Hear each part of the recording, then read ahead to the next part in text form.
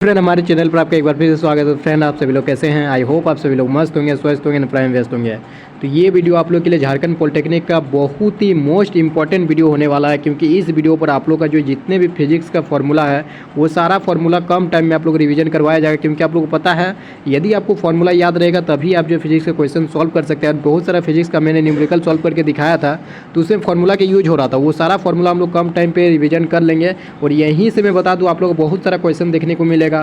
4 से 5 क्वेश्चन तो आराम से मिल सकता है आपको। 5 क्वेश्चन आप समझ लीजिए कि इस फॉर्मूला बेस आपको आराम से क्वेश्चन देखने को मिलेगा। ठीक है, तो ये 5 क्वेश्चन यदि आप इंश्योर करना चाहते हैं कि आपका सही बने, तो इस वीडियो को देखना बहुत ही ज़्यादा जरूरी है। एंड इससे रिलेटेड यदि आप क्वेश्चन में प्रैक्टिस करना चाहते हैं तो आप प्लेलिस्ट में जाके देखिए। झारखंड पॉलिटेक्निक के ऊपर बहुत सारा ऑलरेडी मैंने वीडियो बनाया है। फिजिक्स वाला फिजिक्स का जो सेक्शन है वो आप देख लीजिएगा, आपको क्वेश्चन भी इससे रिलेटेड मिल जाएगा। बहुत सारा क्वेश्चन जो है इससे रिलेटेड आपको पूछा जाता है, इस फॉर्मूला बेस आपका क्वेश्चन रहता है। ठीक है, तो चलिए ज़्यादा देर नहीं करते, इस वीडियो को शुरुआत करते हैं। चैनल के लिए नए हैं तो चैनल को कर दीजिए सब्सक्राइब एंड बेल आइकन को प्रेस कर दीजिए। चलिए आज का वीडियो को शुरू करते हैं टाइम इन्वेस्ट करते हुए। हमारा देखिए रिफ्लेक्शन ऑफ लाइट, और मैं इंग्लिश में रखा हूँ लेकिन मैं हिंदी में भी समझा दूंगा, तो हिंदी वाली टेंशन मत लीजिए, आप लोग को हिंदी में भी समझा दिया जाएगा। ठीक है, तो रिफ्लेक्शन ऑफ लाइट मतलब कि प्रकाश का परावर्तन में हम लोग देखते हैं लॉज ऑफ रिफ्लेक्शन। अभी फॉर्मूला भी बताऊंगा, कुछ इंपॉर्टेंट टर्म जो है वो जानना जरूरी है, जिससे क्वेश्चन आप लोगों को पूछा जा सकता है। तो लॉज ऑफ रिफ्लेक्शन 2 लॉज हम लोग पढ़े हैं। ठीक है, एक incident ray, reflected ray and normal at the point of incidence lie in the same plane. आप लोग को पता है जो आपतित किरण है, जो इंसिडेंट रे है, जो रिफ्लेक्टेड रे है मतलब कि परावर्तित किरण, और जो नॉर्मल है मतलब कि अभिलंब, तीनों क्या होता है? एक ही तल में लाई करता है, एक ही प्लेन में लाई करता है। वही बताया जा रहा है फर्स्ट लॉ में। ठीक है, और दूसरा लॉ क्या कहा जा रहा है कि angle of incidence is equal to angle of reflection. ठीक है, तो जो एंगल आई है वो हमेशा एंगल आर के इक्वल होता है। ठीक है, आपतन कोण इक्वल टू परावर्तन कोण, ये तो आप लोग पढ़े होंगे। और आपतन कोण परावर्तन कोण कैसे हम लोग मेजर करते हैं वो पता है ना? नॉर्मल के साथ इंसिडेंट रे जो एंगल बना रहा है उसको बोला जाता है आपतित किरण, और रिफ्लेक्टेड रे के साथ जो एंगल बना रहा है उसको बोला जाता है परावर्तित किरण। ठीक है, आपतित किरण मतलब कि इंसिडेंट एंगल और एंगल ऑफ इंसिडेंस, एंड आप लोग का जो परावर्तित किरण के साथ बना रहा है नॉर्मल, उसको बोला जाता है एंगल ऑफ रिफ्लेक्शन। तो ये आप लोग पढ़े होंगे, angle I equal to angle R, ये तो आप लोग पता होना चाहिए।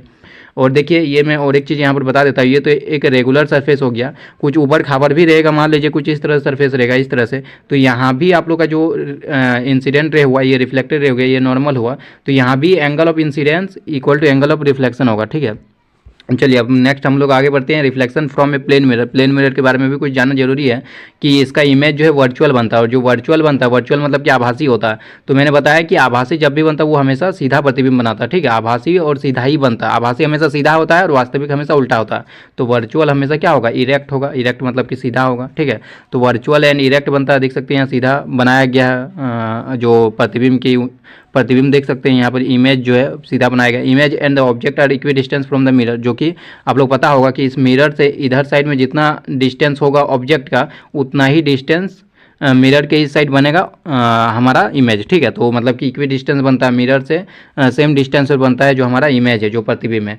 And the object size is equal, and equal रहता है, देखिए ऑब्जेक्ट साइज के इक्वल रहता है हमारा इमेज साइज। ठीक है, ऑब्जेक्ट साइज के जितना ये होगा हाइट, उतना ही हाइट हमारा इमेज का भी होगा। वही कहा जाए the object size is equal to the image size, that is magnification is +1। +1 मतलब कि देखिए मैग्निफिकेशन +1 होता है, m इक्वल टू होता है, ये याद रखना है, m इक्वल टू है होता है height of object, height of image divided by height of object. तो यहाँ पर देखिए मैग्निफिकेशन, हाइट ऑफ इमेज और हाइट ऑफ ऑब्जेक्ट तो दोनों सेम है ना, तो दोनों कैंसिल करिएगा तो 1 आ गया ना। तो m इक्वल टू +1 बोलने का मतलब ये है कि जैसे यहाँ पर प्लस मतलब जो होता है ना, प्लस साइन मतलब कि हुआ आप लोग का जो इमेज है वो वर्चुअल बनेगा। वर्चुअल मतलब कि आप लोग का जो है आभासी बनेगा, और वर्चुअल इमेज कैसा बनता है? हमेशा इरेक्ट बनता है, सीधा बनता है। तो प्लस साइन देखिएगा तो उसका मतलब समझ जाए कि m का वैल्यू प्लस देखिएगा तो उसका मतलब समझ जाना है कि वर्चुअल इमेज बनेगा, और माइनस रहेगा तो वो रियल इमेज बनेगा। और +1 का मतलब ये है कि जो हाइट ऑफ इमेज है वो हाइट ऑफ ऑब्जेक्ट के बराबर है। ठीक है, ये समझना है, क्योंकि ये क्या होता है, m equal to height of image divided by height of object होता है। यदि वो 1 होगा तो height of image equal to हो जाएगा हाइट ऑफ ऑब्जेक्ट। ठीक है, दोनों का जो इमेज साइज है वो ऑब्जेक्ट साइज के इक्वल होगा, समझ गए? तो यहाँ पर यही कहा जा रहा था, the object size is equal to image size, that is magnification is +1। अब आगे हम लोग बढ़ते हैं। Reflection from a spherical mirror, इसका मतलब आप लोग समझ रहे हैं कि ये हमारा क्या है? एक पोल होता है, ये फोकस होता है, एंड यहाँ पर कहीं C होगा, centre of curvature, and object को इस तरह से रखा गया है। तो किस तरह से हम लोग मेजर करते हैं ये जो फोकस दूरी आप लोग का है? ठीक है, तो इधर ये हो गया हमारा देखिए ऑब्जेक्ट डिस्टेंस जो है, ऑब्जेक्ट डिस्टेंस को हम लोग यू से डिनोट करते हैं, और यू को हमेशा हम लोग नेगेटिव लेते हैं। नेगेटिव इसलिए लेते हैं क्योंकि हम लोग ऑब्जेक्ट को हमेशा लेफ्ट साइड में, इस साइड में रखते हैं, इस साइड में, ठीक है, इस साइड में रखते हैं, और इस साइड वाला डिस्टेंस को हम लोग नेगेटिव लेते हैं, और इस साइड वाला डिस्टेंस को हम लोग पॉजिटिव लेते हैं। ऊपर वाले को पॉजिटिव लेते हैं, नीचे वाले को नेगेटिव लेते हैं। ये साइन कन्वेंशन तो आप लोग को पता होगा। तो आप लोग का इमेज डिस्टेंस हमारा भी से डिनोट करते हैं, ऑब्जेक्ट डिस्टेंस को यू से, ठीक है। तो new Cartesian sign convention, the distances are measured from the pole, और हम हमेशा सारा डिस्टेंस कहाँ से मेजर करते हैं, पोल से हम लोग मेजर करते हैं, ठीक है, ध्रुव से। The distances in the direction of incident ray are positive, यही बोला जा रहा है कि इधर वाला डायरेक्शन को हम लोग पॉजिटिव ले रहे हैं, इन द डायरेक्शन ऑफ इंसिडेंट रे। इंसिडेंट रे यही हुआ ना, तो इधर वाला डायरेक्शन को हम लोग क्या करते हैं, पॉजिटिव, और उसके जस्ट अपोजिट वाला को हम लोग नेगेटिव लेते हैं, ठीक है। और यहाँ पर एक रिलेशन आप लोग पढ़े होंगे कि जो तो F equal to R by two आप लोग पढ़े होंगे, तो सबको ऐसा यूनिट में रखना है, ठीक है, एफ आर सबको ऐसा यूनिट में आप लोग को रखना है। एंड ये आप लोग देख सकते हैं the object distance u, image distance भी and focal length f are related, और ये मिरर फार्मूला भी आप लोग को पता होगा, 1/v plus 1/u equal to 1/f, ठीक है। तो इसको इस तरह से, और सबको साइन के साथ यहाँ पर पुट करना है, ठीक है। यू का वैल्यू तो हमेशा नेगेटिव होगा, नेगेटिव साइन के साथ यहाँ पर पुट करना है यू का वैल्यू, एंड भी का वैल्यू जो भी होगा वो आप लोग को निकालना होगा, या जो भी दिया हुआ रहेगा तो आप लोग को देख लेना है, एंड एफ का वैल्यू भी देख लेना है, ठीक है। सबको साइन के साथ रखना है। The magnification is ratio of, magnification के बारे में मैंने बताया, मैग्नीशियम क्या होता है, मैग्निफिकेशन हमारा HI/HO होता है, और इसको हम लोग लिख सकते हैं मिरर के लिए हम लोग लिख सकते हैं -v/u, तो ये याद रखना है। तो यहाँ पर m equal to -v/u mirror के लिए। अब आते हैं रिफ्रैक्शन ऑफ लाइट। अब हम लोग क्या कर, अब आ जाते हैं रिफ्रैक्शन, मतलब कि आप लोग का प्रकाश का अपवर्तन पर आ जाते हैं। रिफ्रैक्टिव इंडेक्स जिसमें हम लोग पढ़ते हैं speed of light in vacuum divided by speed of light in medium, तो जिसको c/v से हम लोग डिनोट करते हैं, जो म्यू है जो होता है c/v, तो ये आप लोग को याद होना चाहिए रिफ्रैक्टिव इंडेक्स, ठीक है, अपवर्तनांक का जो फॉर्मूला होता है। एंड लॉज ऑफ रिफ्रैक्शन, इसमें भी 2 लॉ होता है, इसको देखिए याद रखने का मैं एक ट्रिक बताऊंगा, ठीक है। देखिए पहले इंसिडेंट रे ये हो गया, ये रिफ्लेक्टेड रे हो गया, ये रिफ्लेक्टेड रे हो गया, समझ गए ना। इंसिडेंट मतलब आपतित किरण, ये परावर्तित किरण, और ये अपवर्तित किरण। ये अभिलंब के साथ जो एंगल बना रहा है वो आई हुआ, और ये अभिलंब के साथ जो बना रहा है वो एंगल आर हुआ, ठीक है। और ये μ1 हुआ, यहाँ पर रिफ्रैक्टिव इंडेक्स μ1 हुआ, और यहाँ पर इस मीडियम में रिफ्रैक्टिव इंडेक्स μ2 हुआ। देखिए ये अभिलंब से दूर चला गया ना, मतलब कि ये जो μ2 होगा वो विरल माध्यम हो जाएगा, समझ रहे हैं ना, विरल माध्यम हो जाएगा, तभी तो अभिलंब से दूर जा रहा है। सघन माध्यम होता तो अभिलंब क्यों झुक जाता। इसमें हम लोग स्नेल्स लॉ पढ़े हैं, स्नेल्स लॉ क्या पढ़े हैं अभी बताता हूँ। देखिए इसमें पहले 2 लॉ हम लोग देख लेते हैं। तो देखिए इसमें भी हम लोग का एक लॉ, पहला लॉ ये हुआ, incident ray, refracted ray and normal at the point of incidence lie in the same plane. बोला जा रहा है जो आपतित किरण है, परावर्तित किरण और रिफ्रैक्टेड रे मतलब कि अपवर्तित किरण और अभिलंब जो है तीनों एक ही तल में होते हैं, और जो angle of incidence is related to angle of reflection by Snell law, इसकी को स्नेल लॉ बोलते हैं। Sine i by sine r, sine i by sine r ये एक कांस्टेंट होता है, ठीक है, एक कांस्टेंट होता है, इसी को स्नेल्स लॉ बोला जाता है, जिसका वैल्यू होता है μ2/μ1। लेकिन देखिए बहुत किसी को कंफ्यूज होता है कि sine i by sine r क्या होता है, μ2/μ1 होता है कि μ1/μ2 होता है, और μ2/μ1 क्या है वो आप लोग मतलब याद रखने में थोड़ा कन्फ्यूजन होता है। तो मैं इसका एक ट्रिक बताता हूँ। ट्रिक क्या है कि देखिए इसको इस तरह से याद रखना, मैं यहाँ पर आ जाता हूँ। अब देखिए इसको किस तरह से याद रखना, इसको इस तरह से आप लोग याद रखना। μ1 किसका है, जो इस मीडियम का है, इस मीडियम में जो कि यहाँ पर इंसिडेंट एंगल आप लोग का एंगल ऑफ इंसिडेंस आई दिख रहा है, और यहाँ पर देखिए आर एंगल है, और μ2 इस मीडियम का रिफ्लेक्टिव इंडेक्स है। तो इसको याद रखने का मैं ट्रिक बता रहा हूँ। इसको याद रखना है, μ1 इधर साइड में जो है उसको लेना है μ1, और इधर साइड में आई है ना तो साइन आई कर देना, μ1 into sine i equal to इधर साइड में क्या है, इस मीडियम में देखिए μ2 है तो μ2 इंटू साइन आर, बस इस तरह से याद रखना। देखिए इसमें कभी कन्फ्यूज होंगे नहीं होंगे, ठीक है। इधर वाले जो है μ1 और आई है ना तो μ1 इंटू साइन आई कर दिया, और इधर वाला क्या है μ2 और आर है ना तो कर दिया μ2 इंटू साइन आर। तो यहाँ से आप लोग निकाल सकते हैं sine i by sine r, sine i by sine r क्या निकला, sine i by sine r आप लोग का निकलेगा μ2/μ1। तो इसको याद रखने का इस तरह से मैं ट्रिक बना दिया आप लोग के लिए, ताकि आप लोग कभी कंफ्यूज नहीं होंगे कभी, ठीक है। नहीं तो फिर μ1 μ2 क्या है आप लोग फिर कंफ्यूज हो जाएंगे कि μ1 ऊपर था कि μ2 ऊपर था। अब आते हैं लेंस फार्मूला, जो कि मिरर फार्मूला जैसा है, लेकिन यहाँ मिरर फार्मूला प्लस था, यहाँ माइनस होगा, ठीक है। 1/v minus 1/u equal to 1/f। And magnification का भी फॉर्मूला आप लोग पता होना चाहिए, v/u, वहाँ पर नेगेटिव था, पता है ना। ये देखिए ये मैग्निफिकेशन हमेशा होता है HI/HO, एंड मिरर के लिए था क्या -v/u था, लेकिन यहाँ लेंस के लिए क्या होगा v/u, ओनली v/u, ठीक है। तो ये आप लोग को याद होना चाहिए। चलिए अब हम लोग नेक्स्ट चलते हैं। यहाँ पर देख सकते हो दिखाया गया है कि इस तरह से हम लोग ऑब्जेक्ट डिस्टेंस एंड आप लोग का जो है इमेज डिस्टेंस को मेजर करते हैं। अब आते हैं power of lens. Power of lens जिसका फॉर्मूला होता है 1/f, P इक्वल टू होता है 1/f। एंड ये याद रखना है कि एफ जो है हमेशा मीटर में होना चाहिए। यदि सेंटीमीटर में रहेगा तो उसको मीटर में कन्वर्ट करके यहाँ पर पुट करना है, ठीक है। तो एफ हमेशा मीटर में रहेगा तो जो पावर का हमारा ऐसा यूनिट हो जाएगा वो डायोप्टर निकल जाएगा, डायोप्टर। तो P इन डायोप्टर मतलब पावर डायोप्टर में रहेगा, इफ़ F इन मीटर, और F जो है मीटर में होना चाहिए। तो पावर का एक आपका क्या हो गया, ऐसा यूनिट डायोप्टर हो गया, और दूसरा ऐसा यूनिट हो जाएगा मीटर इनवर्स, ठीक है, मीटर इनवर्स, ठीक है। चलिए अब हम लोग नेक्स्ट चलते हैं इलेक्ट्रिसिटी वाले चैप्टर में, जिसमें आप लोग करंट पहले पढ़े हैं। तो current in the wire is equal to charge flowing per unit time, मतलब कि एकांक समय में जो चार्ज फ्लो होता है उसी को हम लोग करंट बोलते हैं, ठीक है। आवेश प्रवाह की दर को क्या बोलते हैं, करंट बोलते हैं, विद्युत धारा बोलते हैं। तो इसका फॉर्मूला होता है आई इक्वल टू Q/T। Q क्या है, चार्ज है, T क्या है, टाइम है। तो इसको बहुत को इस तरह से भी याद रखते हैं, Q इक्वल टू IT। तो ये दोनों सेम फार्मूला है, अलग अलग फार्मूला नहीं है, क्योंकि देखिए ना टाइम को उधर साइड ले गए तो क्या हो गया, Q इक्वल टू IT हो गया। तो जैसा ही याद रखना है आप लोग को, एक ही फार्मूला को याद रखना है, I इक्वल टू Q/T याद रखिए। यदि चार्ज फ्लोइंग निकालने बोलेगा, कितना चार्ज फ्लो कर रहा, तो Q इक्वल टू IT कर देंगे, करंट दिया हो रहेगा, टाइम दिया हो रहेगा, ठीक है। तो इस तरह से आप लोग याद रखना। पोटेंशियल डिफरेंस का फॉर्मूला था V is equal to W/Q, V is equal to W/Q। Potential difference मतलब होता है विभवांतर, ये हमारा वर्क हो गया, ये हमारा चार्ज हो गया, ठीक है। तो V/Q याद रखना है। और यदि W निकालने बोलेगा तो यहाँ से W भी निकाल सकते हैं, VQ, W equal to VQ निकाल सकते हैं। तो कोई एक फॉर्मूला आप लोग को याद रखना है। एंड आप लोग का SI यूनिट भी सबका पता होना चाहिए। जो करंट का SI यूनिट क्या होता है, एम्पियर होता है। एंड और एक SI यूनिट क्या हो जाएगा है, करंट इक्वल टू Q/T होता है ना।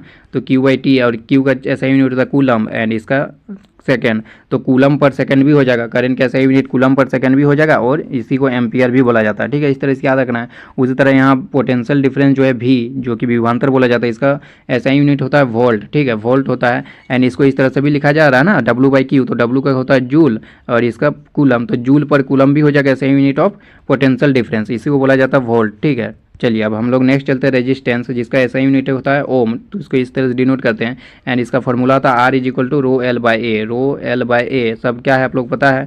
रो क्या है, रेजिस्टिविटी है, प्रतिरोधकता है। एंड L क्या है, A क्या है, वो सारा कुछ पता है। लेंथ ऑफ वायर A है, एंड क्रॉस सेक्शन एरिया हमारा A है। लेंथ हमारा L है, एंड क्रॉस सेक्शन एरिया हमारा A है।